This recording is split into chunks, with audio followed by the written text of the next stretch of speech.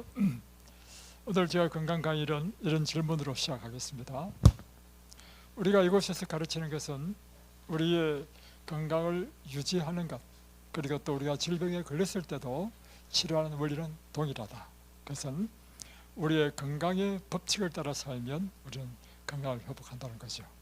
그 건강의 원칙들, 그것을 그래서 우리는 뉴 스타트라고 이렇게 영어로 약자로 쓰고 있습니다.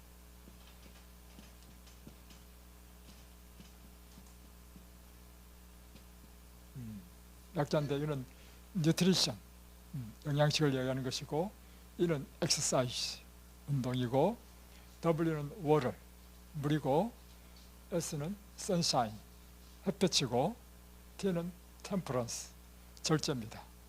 A는 air, 깨끗한 공기, 굉장히 중요하죠.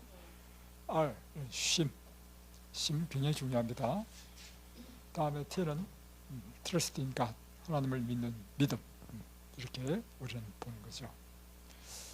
그런데 이 8가지는 다 중요한데, 이 8가지 가운데 아무리 강조해도 지나치지 않은 것은 무엇인가?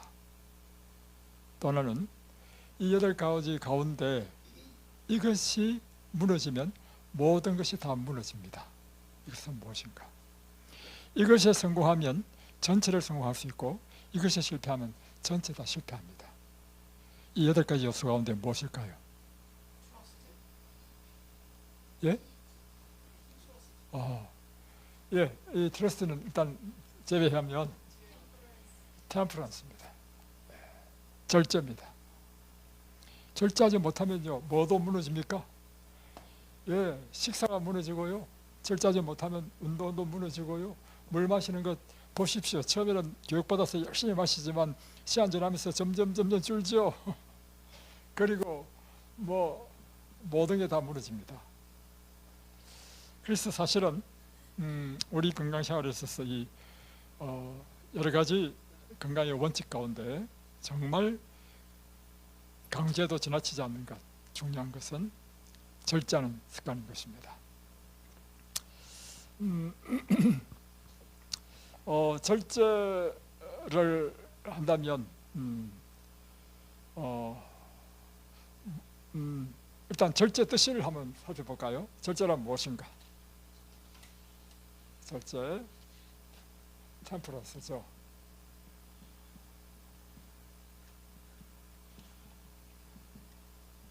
절제를 한번 정의 한번 해보십시다. 절제란 무엇이죠? 조절하는 것, 중용. 제가 한번 정해 보겠습니다. 절제란 몸에 해로운 것은 완전히 끊는 것이 절제입니다. 몸에 해로운 것 적당히 하는 것 절제 아닙니다. 술을 적당히 먹는 것 절제 아닙니다. 술은 완전히 다 끊어야 됩니다. 담배도 마찬가지입니다. 그리고 몸에 좋은 것이라 할지라도 적당하게 하는 것, 알맞게 하는 것, 이것이 절제입니다.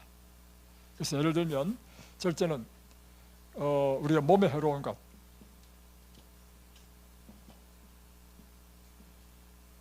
대표적인 것이 술, 담배, 그리고 커피, 다음에 육식, 이렇게 볼 수 있겠죠. 게임. 또요, 핸드폰 중독, 이런 거. 다음에 몸에 유익한 것, 예, 운동 아주 유익합니다. 또 물, 깨끗한 공기, 햇빛, 다음에 음식, 건강한 음식, 휴식, 다 이제 몸에 유익한 거죠. 이렇게 몸에 유익한 것이 할지라도요, 과하면 안 됩니다. 부족해도 안 되고 과하도 안 되는 것이 절제입니다. 그러니까 한마디로 게으른 것, 이거요, 게으르면 운동 못합니다. 그 절제가 필요합니다. 절제란 무엇이냐면 그 게으른 걸 극복해야 돼. 근데 운동이 좋다 가지고요, 하루 종일 운동하면요, 그것도 안 좋습니다. 그러면 활성산소 생깁니다. 그래서 여러분, 우리가 모든 것에서 절제하는 것은 굉장히 중요합니다. 물은 굉장히 중요하죠. 우리 몸에 65% 이렇게 물로 되어 있기 때문에 물이 부족하면 신진대사가 안 됩니다. 지난번에 배운 것처럼 결석이 생기고. 그런데 물이 부족한 것도 문제고, 물이 좋다 해서 물을 너무 많이 마시잖아요. 그러면요, 전해질 농도가 떨어져 가지고 우리 몸에 이상이 생깁니다. 그래서 좋은 물도요, 무조건 막 많이 마시면 되는 게 아닙니다. 적당히 마셔야 돼요. 1리터. 왜 1리터냐? 우리가 날마다 우리가 소변이나 이런 땀이나 또 호흡 이런 것으로 인해서 빠져나가는 양, 다음에 우리가 정상적인 식사를 함으로 인해서 우리가 섭취하는 물 하면 부족한 물 나오죠. 그 계산하면 한 2리터 나옵니다. 그런데 2리터보다 좀 더 많이 먹는 것도 약간 먹는 거랑 관계없죠. 그런데 예를 들면 뭐 한 4리터를 먹는다 이러면 전해질 농도가 떨어져 가지고요, 우리 몸에 이상이 생깁니다. 그랬어요? 그렇지 않습니다. 또 이게요, 이 체중에 따라 다릅니다. 작은 사람은 물을 적게 마셔도 되고요, 몸집이 큰 사람은 그만큼 많이. 그래요? 그것은 각자가 이제 경험해보면 알 수 있겠죠. 그렇게 각자의 경험에 따라. 또 하나는 여름에 물 마시는 거하고 겨울에 물 마시는 양은 달라야 됩니다. 여름에는 가만히 있어 땀이 납니다. 그럼 많이 마셔줘야 됩니다, 여름에는. 그리고 또 직업에 따라 또 달라요. 직업이 예를 들면 힘을 쓰는 이런 목수 같은 직업을 하게 되면 물을 많이 마셔줘야 됩니다. 근데 사무실에서 이렇게 사무 보는 사람은 그렇게 많이 물이 필요하지 않습니다. 그렇다 할지라도 사무 보는 사람이라 할지라도 1리터는 마셔줘야 된다. 이것이 우리가 이야기하는 것입니다. 자, 햇빛. 햇빛 엄청 좋죠. 왜냐하면 햇빛은 곧 생명입니다. 햇빛이 비치지 않는 곳에는요, 생명이 존재할 수 없습니다. 그런데 햇빛이 중요하다 가지고 늘 따뜻했으면 그 피부 다 타고요, 자외선이 산화시킵니다. 햇빛이 자외선이 있고 가시광선이 있고 적외선이 있잖아요. 적외선은 열치료에 사용합니다. 그래서 열치료하는 기구를 보면 다 붉은 색깔의 빛이 나와요. 적외선 붉은 적자예요. 파장이 길다는 것입니다. 이것은 우리 몸에 열을 주는 것입니다. 가시광선은 우리 눈으로 보는 이것이 이제 가시광선이고, 자외선은 보라색 자자입니다. 그러니까 파장이 아주 짧아요. 이 자외선의 특징은 뭐냐면 소독, 다음에 부식, 산화시킵니다. 철도 부식시키는 것이 뭐냐면 햇빛에 있는 자외선 때문에 철이 부식됩니다. 그래서 자외선은 사실은 굉장히 중요합니다. 그래서 직접 햇빛을 쬐어줘야 되는 이유가 무엇인가 하면 우리 몸을 소독하고, 이 자외선이요, 이 대기도 소독합니다. 날마다 그 태양, 그 큰 태평양 바다를요, 이 햇빛의 자외선이 소독시켜 주는 것입니다. 그래서 여러분이 물컵에 물을 떠놓고 햇볕에 딱 놔두면요, 이 자체가 소독되는 것입니다. 그런데 문제는 이렇게 좋은 것이 할지라도 자외선을 너무 많이 쬐잖아요. 피부암이 걸립니다, 사람 몸에는. 또 하나는 여러분의 이 피부를 산화시킵니다. 그래서 피부를 노화시켜요. 그래서 여러분이 사실은 현명한 방법은 햇빛을 쬐을 때 창이 있는 모자를 딱 써가지고 얼굴은 가려주는 거. 나머지 몸이야 관계없는데 얼굴은 가려주는 것이 특별히 여자에게는 피부 미용에 좋다 하는 것입니다. 자, 이렇게 첫째는 이렇게 몸에 유익한 것이라도, 다음에 건강한 식사. 많은 사람들이 지난번도 이야기했지만 육식은 몸에 나빠서 안 먹지만 우리가 지금 이덴벨레에서 하는 이 채식은 몸에 좋은 것이니까 마음껏 먹어도 된다고 생각하는 것은 잘못입니다. 건강한 식사라도 식사량이 많이 먹으면요, 몸에 활성산소가 발생합니다.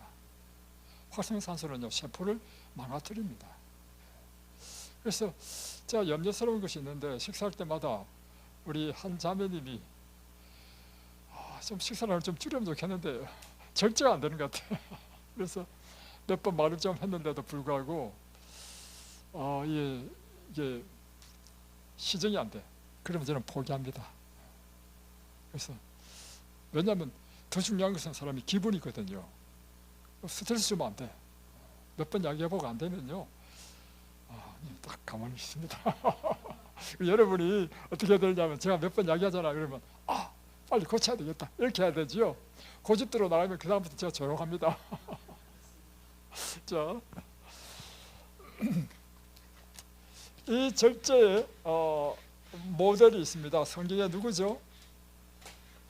성경에 보면 이 절제 모델이 있습니다. 누구요? 다니엘이죠. 다니엘이 18세에 그가 바벨론 나라에 포로로 잡혀갔거든요. 그곳에서 특별히 뽑혀가지고 왕의 교육을 받게 될 때, 왕이 그가 먹는 산의 진미 그리고 포도주, 이것을 먹을 수 있는 특권을 줬습니다. 그런데 그 왕의 진미 속에 있는 것이 무엇인가 하면, 레위기에 보면 먹지 못하는 여러 가지 부정한 동물들도 많았다는 것입니다. 또 한 가지는 바벨론은 벨신을 섬기는 나라였기 때문에 육류는 그의 벨신에게 먼저 바쳐지고 나온 것입니다. 그렇기 때문에 이 다니엘이 그가 뜻을 정해서 채식과 물만 먹기로 이렇게 요청하잖아요. 그 결과 다니엘은요, 다른 사람들보다 굉장히 피부가 윤택하고 아름답고 용모가 아름답고 지혜가 출중하고, 그래서 20세에 이 바벨론 나라의 총리가 되는 것이죠.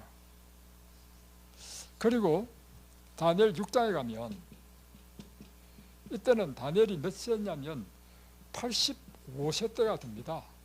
그리고 나라도 이제 바벨론 나라가 멸망하고 다음에 페르시아, 메데 페르시아 나라가 됐어요.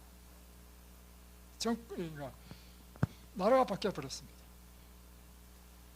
이때 페르시아의 왕이요, 다니엘을 페르시아의 120도를 다스리는 총리로 세운다는 것입니다. 자, 곰곰이 생각해 봤습니다. 성경에 보면요, 다니엘은 민첩하여 이렇게 되어 있거든요. 85세가 민첩할 수 있습니까? 무엇이 민첩하다는 것입니까? 행동이 민첩하다는 뜻이 아니고 머리 회전이 민첩하다는 것입니다. 85세가 되면요, 치매 안 걸리면 다행입니다. 그죠? 그리고 또 한 나라의 총리가 된다는 것은요, 무엇을 의미하냐면 행정 능력이 있어야 됩니다. 국무총리, 지난번에 한덕수 국무총리 국회에서 보고할 때 보니까, 와, 그분 굉장히 똑똑하신 분이더라고. 그래서 내가 그거 보고 느낀 게 있어요. 아무나 이 국무총리 될 수 없구나. 나 같은 사람은 시켜줘도 나는 못하겠어. 할 수 있는 능력이 있어야 하지, 그죠? 그분은 경제 와, 박사주구만.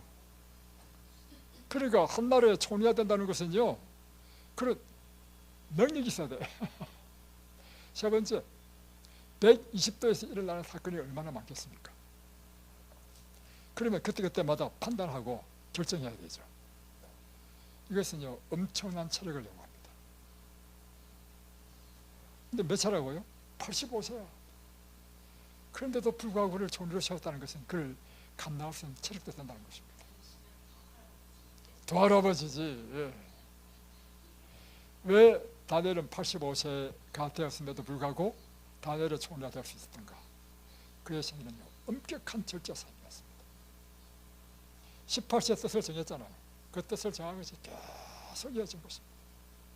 그래서 사람이 깨끗하고 민첩하고, 그리고 아주 반듯하고, 그리고 그 체력이 감당이 된다는 것입니다. 그래서 여러분이 이곳에서 이렇습니다. 저는 확신하는 게 있는데, 여러분이 몸이 아파서 이곳에 오셨잖아요. 오셔가지고 이곳에서 이제 건강의 원칙을 배우잖아요. 그러면 여러분이 이 질병을 극복하게 된다면, 여러분이 이제 앞으로 나아가게 된다면 그 이전에 병이 걸리기 전보다도 더 건강한 삶을 산다. 이것이 제 믿음입니다. 왜 그런가 하면 그 이전에는 여러분이 건강의 삶의 원칙도 몰랐고 그대로 살지 않았습니다. 그러나 여러분이 병에서 극복된다는 의미는 뭐냐면 이곳에서 가르치는 그 원칙대로 배우고 그 원칙대로 실천했기 때문에 병이 극복될 것이고, 그런 사람은 밖에 나와서도 계속해서 이 생활을 할 것이기 때문에 이런 사람은요 그 이전보다 더 건강해. 그 대표적인 사람 이야기를 들었단 말이에요. 제가 지난번에도 한번 이야기했지만 동작조안교에서 5분이 여집사님들이 오셨단 말이에요. 그 중에 한 사람이 저한테 한 이야기를 했습니다. 오다 보니까 옛날에 내가 온 곳이다. 자기 남편이 아파가지고 이곳에, 옛날에 이곳에 이정열 장로님이 둔내 뉴스타트 요양을 했습니다. 이곳에서. 그때 자기 남편이 믿지도 않는 사람이었대. 병원에서는 이제 치료할 수 있는 방법이 없어가지고 대부분 요양을 온 사람 다 그렇게 오는 것입니다. 그래서 이곳에 왔어요. 와가지고요 2년을 살았대. 2년을. 그동안에 이 열려. 그 집사님 생각할 때마다 참 존경스러워. 그 이유도 이제 이 부인이요 가정을 다 이제 그 어떻게 뭘 했는지 모르겠어. 어떤 생계를 유지하고, 그뿐만 아니라 한 달에 2번인가 이렇게 매주 와가지고 방문하고 그랬는데요. 이 남편이 간암이었는데 간암이 완전히 다 나와버렸어요. 그리고 나중에요 이 농사일도 다 덮고 나중에는 산을 오르는데 막 사람쥐처럼 오르고, 그래서 이제 집에 갔단 말이에요. 다 나와가지고. 지금도 엄청 건강하대. 일반적인 그 나이에 그 교회에, 그래서 이분이요 침례받고 지금 교회 장로가 됐어. 아무것도 모르는 사람이 와가지고. 그러니까 지금 교회에서요 그 나이 또래의 그 연배에 있는 사람들보다도 제일 건강하다는 것입니다. 그래서 여러분이 이곳에서 배우는 원칙에 따라서 사시면요 그 이전에 여러분이 건강보다 더 건강한 삶을 살게 될 것이다. 자, 오늘은 열왕기하 6장으로 넘어가겠습니다. 지난 시간에는 열왕기하 5장을 통해서 나아만 장군이 문둥병이 나왔던 이야기를 했죠. 자, 오늘은 6장으로 넘어가면 먼저 1절로 7절에 나오는 말씀은 이제 쇠도끼가 물에 빠졌는데 엘리사가 나뭇가지를 그 물에 던지니까 쇠도끼가 둥둥 떠올랐어. 이런 기적을 행한 것이 나옵니다. 다음에 8절부터 길게 나오는 것이 23절까지 나오는 것이 아람 군대를 물리치는 이야기가 나옵니다. 자, 8절부터 보겠습니다. 그때 아람 왕이 이스라엘과 더불어 싸우며 그의 신복들과 의논하여 이르기를 우리가 아무데 진을 치리라 하였더니 하나님의 사람이 이스라엘 왕에게 보내 이르되 왕은 삼가 아무 곳으로 지나가지 마소서 아람 사람이 그곳으로 나오나이다 하는지라. 이스라엘 왕이 하나님의 사람이 자기에게 말하여 경계한 곳으로 사람을 보내 방비하기가 한두 번이 아닌지라. 자, 이게 무슨 뜻이냐면 그 당시 이제 북방 이스라엘과 바로 위에 있는 나라가 아람 나라였습니다. 그러니까 아람과 북방 이스라엘은 늘 전쟁이 있었습니다. 근데 아람 왕이 이 북방 이스라엘 나라를 치기 위해서 이제 군사를 이제 딱 매복시키고 진지를 딱 구축해놓으면 어떻게 알았는지 이스라엘 왕이 급습을 해가지고 오히려 전멸시키든지 아니면 퇴각시켜버리는 것입니다. 어떻게 알느냐?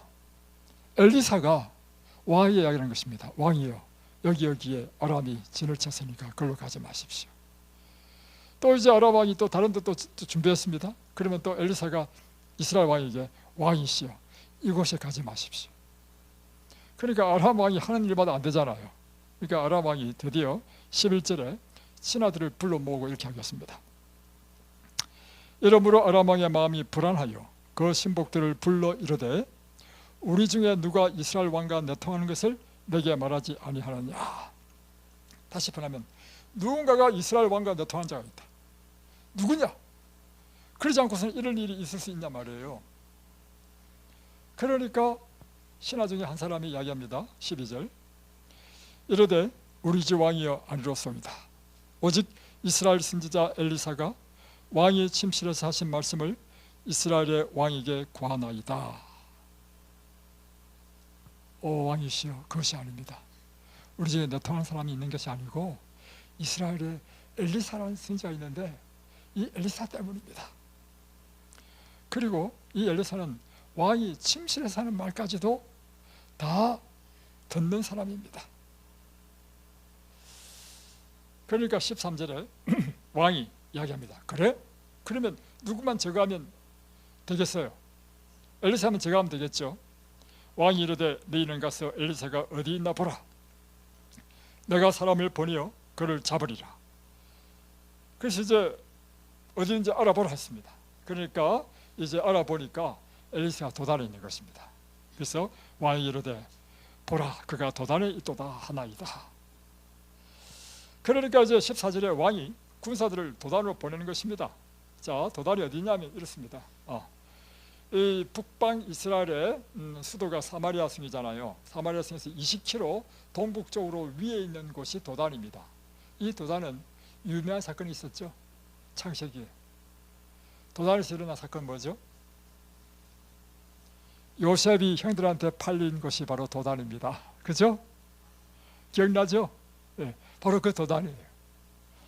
그러니까 이제 그 도단에 이제 성이 평지였고 성이 있었는데 이 성에 지금 엘리사가 있다는 것입니다.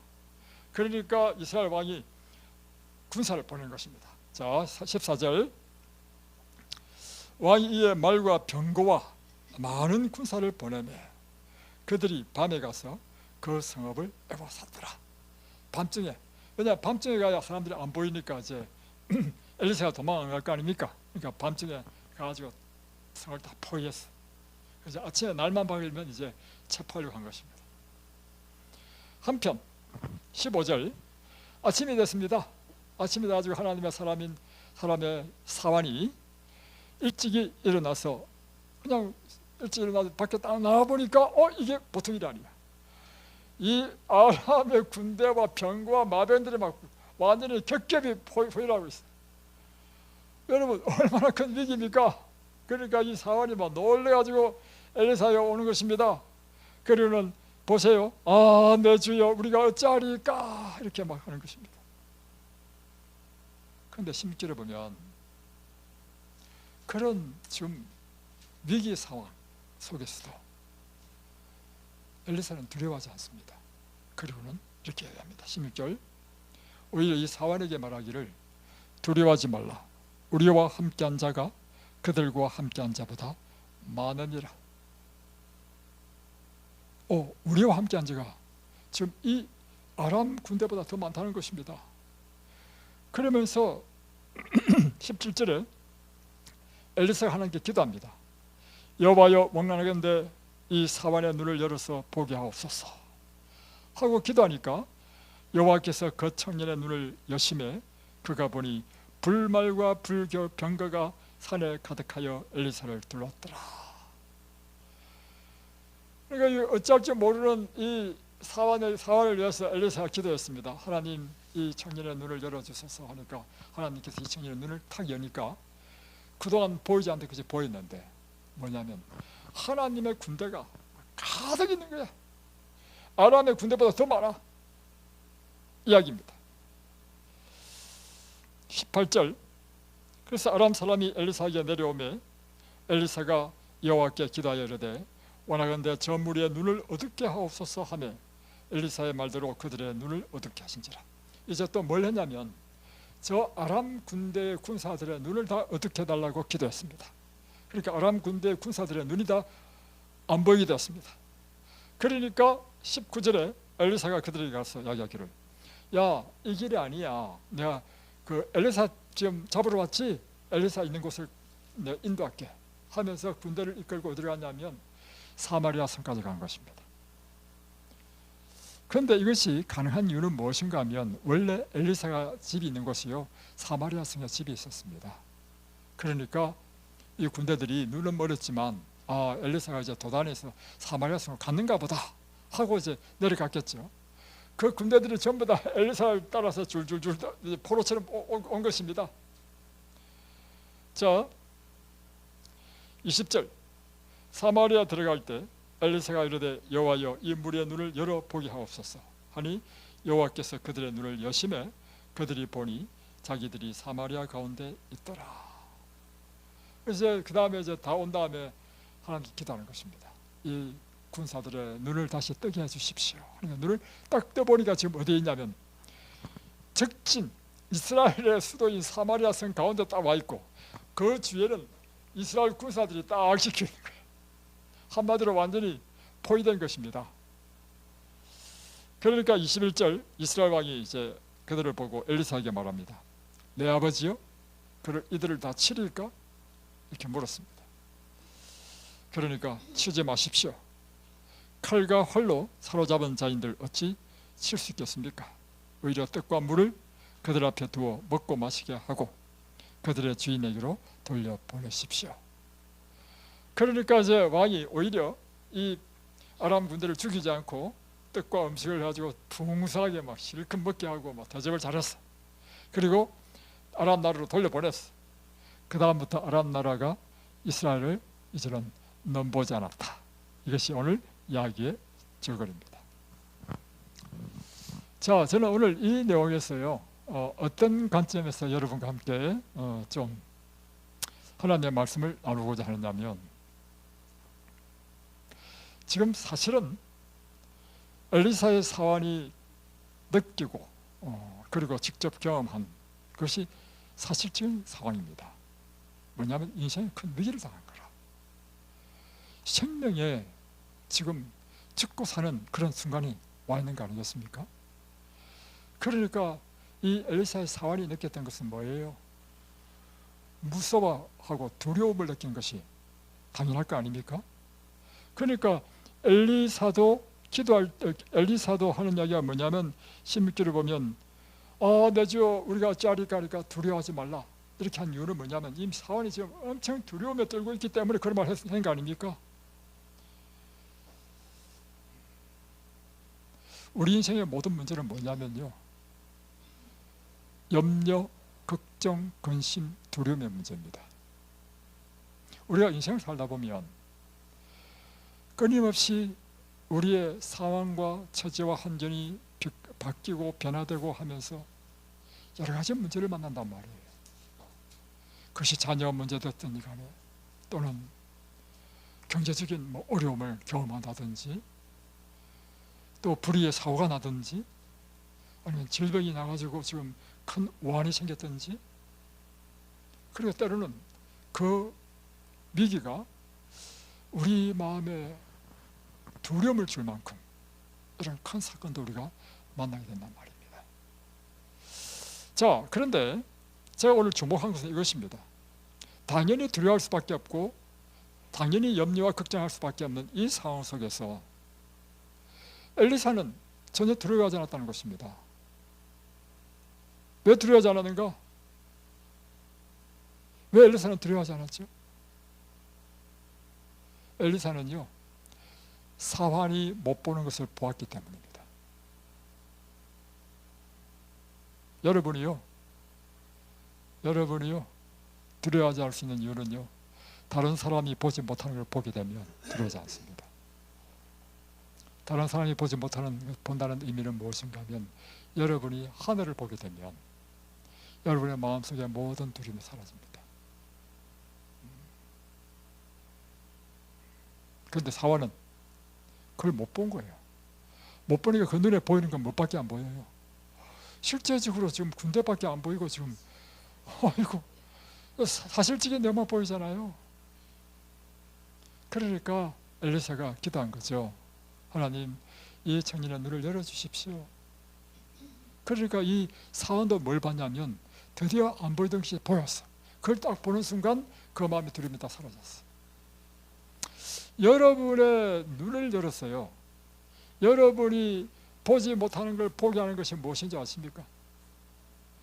예, 성경입니다. 성경. 하나님의 말씀입니다.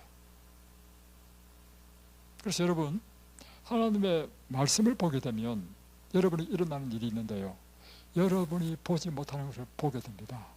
그래서 여러분의 삶 가운데 일어나는 변화가 있는데, 여러분 마음속에 모든 염려가 사라지고 두려움이 사라지게 됩니다. 예. 특별히 저는 성경뿐만 아니라 예언의 신이 있어요. 예언의 신은 엘렌 G. 화이트를 통해서 주신 계시의 말씀입니다. 이 엘렌 G. 화이트를 통해서 주신 계시의 말씀이 중에 교회 정언이라는 게 있습니다. 교회 정언은 1권부터 9권까지 있는데 엄청나게 방대한 책입니다.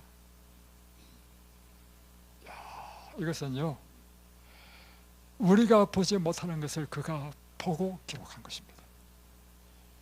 교회 정언을 읽으면요, 여러분이 완전히 다른 사람이 됩니다. 성경은 이렇게 축약되어 있고 되어 있잖아요. 이 교회 정언, 예언의 신은 어떻게 되냐면, 이게 축약된 것을 자세하게 다 풀어서 설명하고, 그뿐만 아니라 교회 정언은요, 이제는 실질적으로 엘렌 G. 화이트이 살던 그 시대에 그들의 신자들의 상태를 하나님께서 계시로 보여줘 가지고 그들에게 권면하도록 하신 것이 이 교회 정언이에요. 또한 그뿐만 아니라 하나님의 사업에 있어서 앞으로 어떻게 해야 될지를 미리 미래를 보여주면서 준비하도록 하신 것이 교회 정언입니다. 그리고 이 교회 정언에도 뭐도 나와 있냐면, 특별히 신자들에게 삶에 필요한 모든 부분이 다 나와 있는데, 신자들의 신앙생활에 또 중요한 부분이 뭐냐면 건강입니다. 그래서 교회 정언에요, 우리의 건강에 대한 문제를 아주 자세하게 나와 있습니다. 교회 정언에 보면요, 절대로 육식하지 말라는 것입니다. 육식 가운데 가장 나쁜 것은 돼지고기다. 왜냐하면 돼지고기는 염증을 일으킨다. 그게 교회 정언에 다 나와 있어요.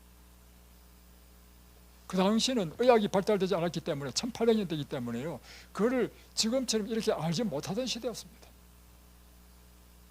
그러니까 여러분, 하나님께 주신 이 계시를 통해서 우리는 뭘 보냐면, 사람들이 보지 못하는 걸 보게 되는 거예요. 그러니까 이 말씀에 순종해 나가면 다른 사람보다 더 건강하고 행복하고, 그리고 삶의 질이 높고, 그뿐만 아니라 확실한 견고한 믿음의 사람으로 성장이 되는 것입니다. 저는 그 교회 정언을 읽으면서 많이 배웠습니다. 또 한 가지는 이것입니다.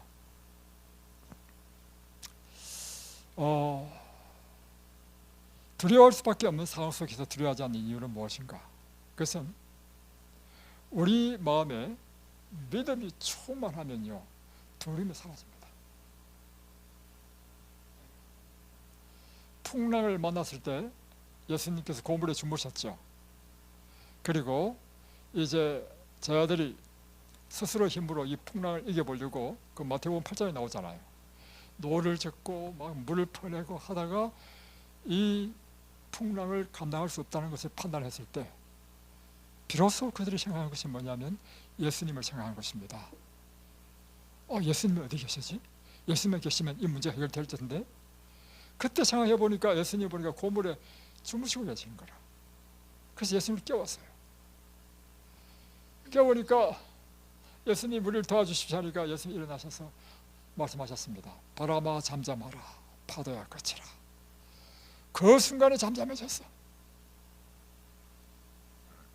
왜 예수님이 고물에서 주무실 수밖에 없는지 아십니까?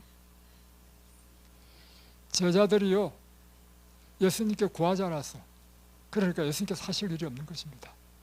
예수님께서 왜 일어나셨습니까? 제자들이 비로소 예수님께 구했어. 그래서 일어나신 것입니다.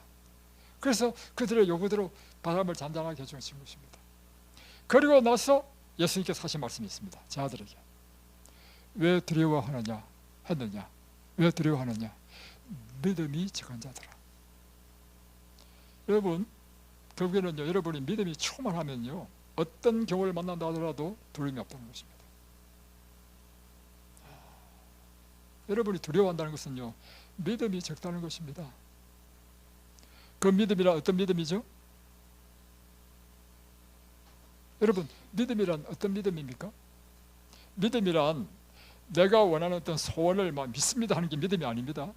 믿음은 반드시 요건을 갖춰야 되는데 하나님의 약속에 기초한 것을 믿는 것이 믿음입니다. 하나님께서 하신 약속, 말씀을 믿고 주장하는 것이 믿음이지요. 하나님의 말씀에 없는 그것을 믿음에 대해서 되는 게 아닙니다, 여러분.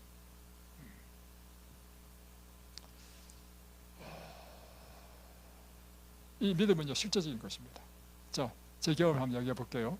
또 이야기할 수밖에 없네. 왜냐하면 이걸 좀 설명하려고 하다 보니까 뭐 여러 번 한 것입니다. 뭐냐면 제가 이제 한 35살 때인가 그때 이제 성지순례 갔습니다. 가가지고 그때 우리가 33명이 간 것으로 기억하고, 이제 성지순례 가면 반드시 봐야 되는 것이 뭐냐면 저 시나이 반도에 있는 시내산에 가서 모세가 십계명 받았던 그 시내산 가고, 다음에 애굽에 그 이집트의 나라를 반드시 가고, 다음에 왕의 도로를 따라 가지고 이제 이스라엘 백성이 출애굽해서 간 그 여정을 따라서 쭉 가가지고 맨 끝에는 이제 예루살렘으로 들어가거든요. 근데 이제 그 다음에는 이제 또 뭐를 하냐면 이제 신약의 사건을 보기 위해서는 이제 그리스를 가고 이탈리아, 로마를 가고 이렇게 한단 말입니다. 그러다가 어디를 가게 되느냐면 이 터키의 7교회를 본 다음에 터키에서 에베소에서 출발하면 에게섬이라는 조그만 섬이 있어요. 이 에게섬이 아니라 반모섬.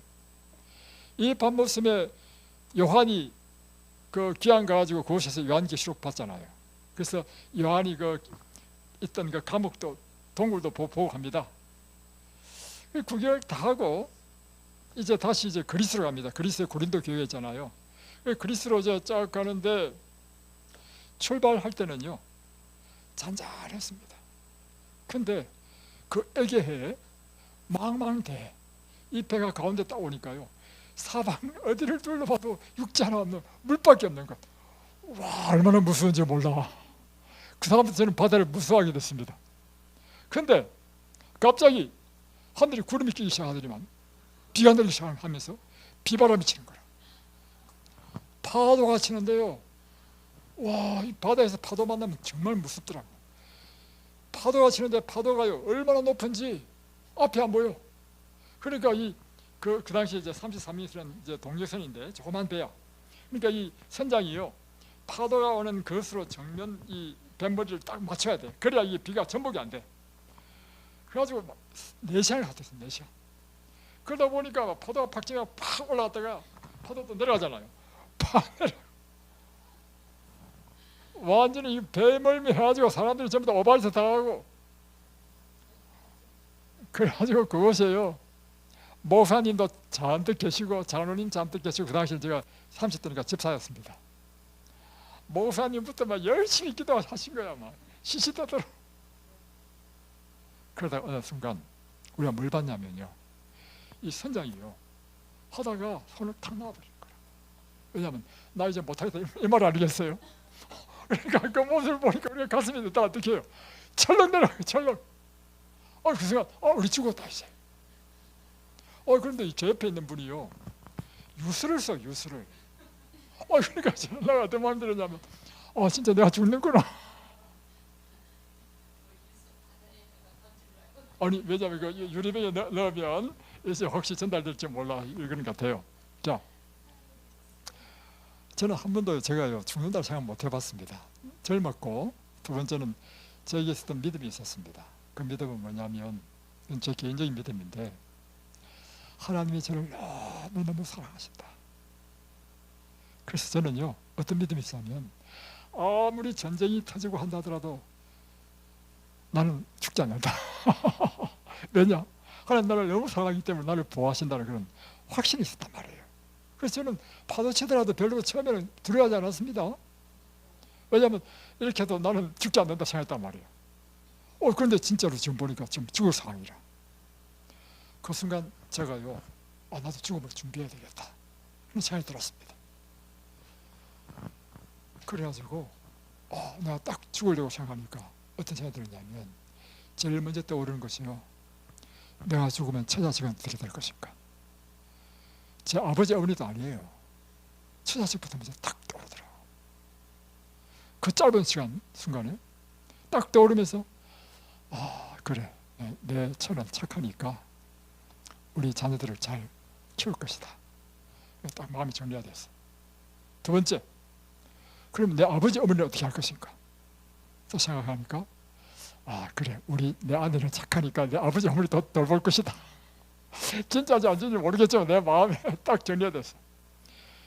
근데 이것보다도요, 이 두 가지보다도 더 먼저 내 마음에 딱 떠오르는 것이 있었습니다.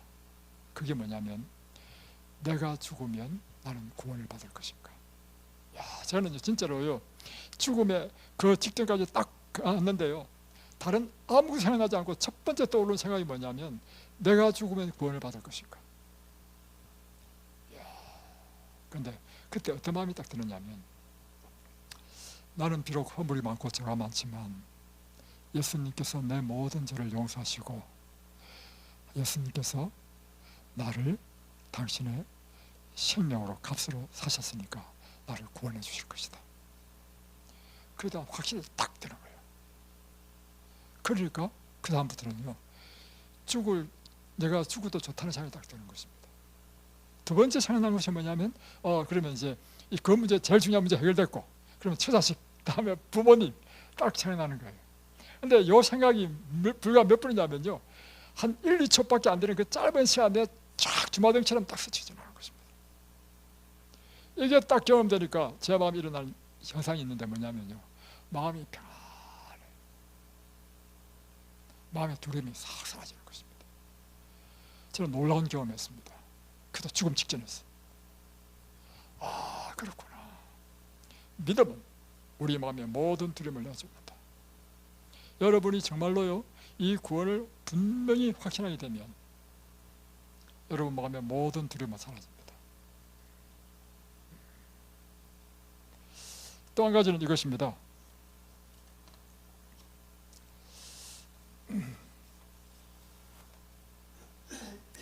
하나님의 선들을 믿을 때 우리는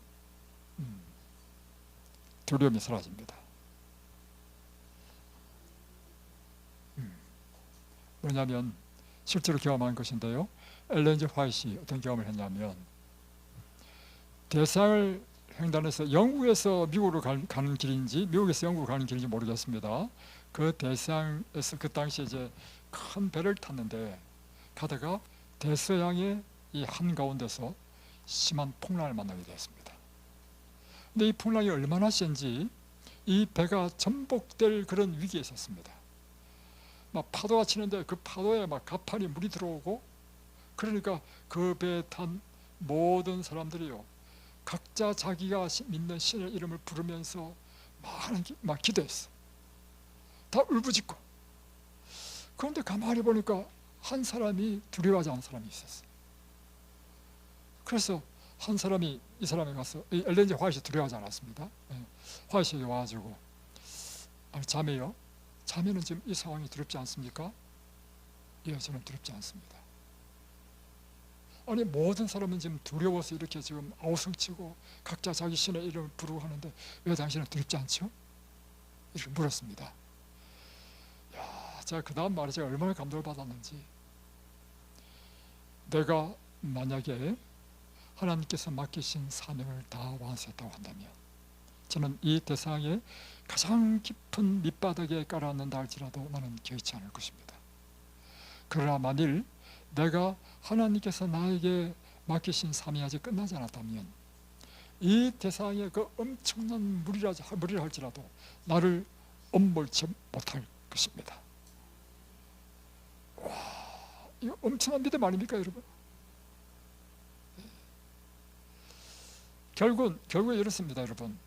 엘리사가 갖고 있던 믿음을 왜 두려워하지 않는가? 엘리사는 확실한 믿음을 갖고 있었습니다. 무엇이냐? 나는 하나님의 종이다. 하나님께서 나에게 사명을 맡기셨다. 이 사명이 끝나기 전까지는 나는 결코 죽을 수 없다는 것입니다. 그 믿음이 얼마나 강한지 그 위기 가운데서도 그런 두려워하지 않았다는 것입니다.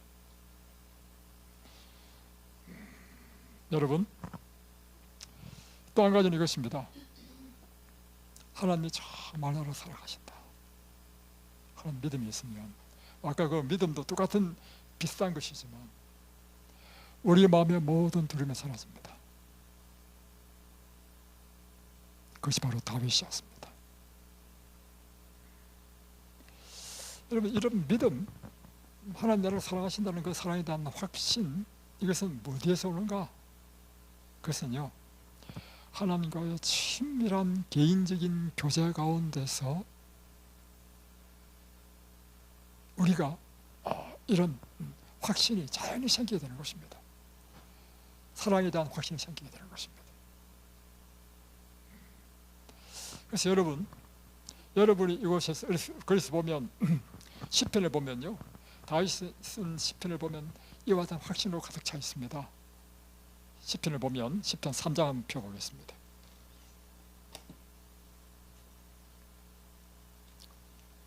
(6절) 천만인이 나를 애워 진친다 하여도 나는 두려워하지 아니하리이다.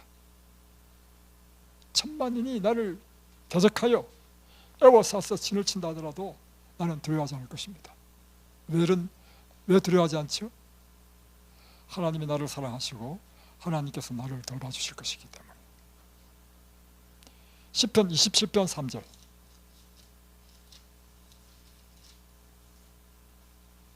군대가 나를 대적하여 진칠지라도 내 마음이 두렵지 아니하며 전쟁이 일어나 나를 치려 할지라도 나는 여전히 태연하리로다. 군대가 자기를 진치고 이렇게 전쟁이 일어나고 나를 치려 한다 할지라도 너는 전혀 두렵지 않다는 것입니다. 왜 그렇죠? 하나님 나를 사랑하시고 하나님 나와 함께 하시고 하나님께서 나를 보호하신다는 걸 믿는 그 믿음의 확신이 너무 크기 때문에. 시편 91편 보십시오. 7절 천명이 내 왼쪽에서 만명이 내 오른쪽에서 엎드러지나 이 장이 내게 가까이 하지 못하리로다. 이것이 믿음입니다. 천명이 내 우편에서 넘어지고 만명이 내 좌편에서 넘어진다 할지라도, 백제혈원 연병이 일어나고 한다 할지라도, 어떤 전염병, 어떤 전쟁, 이런 일이 일어난다 할지라도 결코 나를 해치지 못할 것이다. 이것이 바로 다윗의 믿음이었습니다.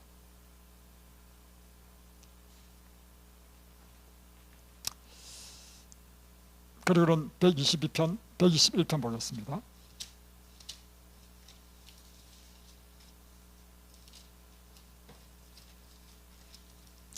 내가 산을 향하여 눈을 들리라. 나의 도움이 어디서 올까? 나의 도움은 천지를 지으신 여호와에게서로다. 여호와께서 너를 실족하지 아니하게 하시며 너를 지키시는 이가 졸지도 아니하시리로다. 이스라엘을 지키시는 이는 졸지도 아니하시고 주무시지도 아니하시리로다. 여호와는 너를 지키시는 이시라. 여호와께서 내 오른쪽에서 내 그늘이 되시나니 낮에 해가 너를 상하게 하지 아니하며 밤의 달도 너를 해치지 아니하리로다. 오늘 이 믿음과 이 사랑, 이 확신이 우리 마음에 충만하기를 바랍니다. 그 비결이 뭐죠? 여러분이 다윗처럼 날마다 그분과 교제하고 사귀고 그분과 동행하고 그분의 말씀이 내 안에 있고 내가 언제나 그 말씀 속에 살고 내가 기도로 그분과 교통하고, 그래서 언제나 그분이 나와 함께하는 이 의식 가운데 있게 된다면 우리에게 두려움이 없습니다. 바로 그러한 놀라운 하나님의 사랑과 하나님에 대한 믿음으로 정말 승리하게 되시는 저와 여러분 되시기를 바랍니다. 기도하겠습니다.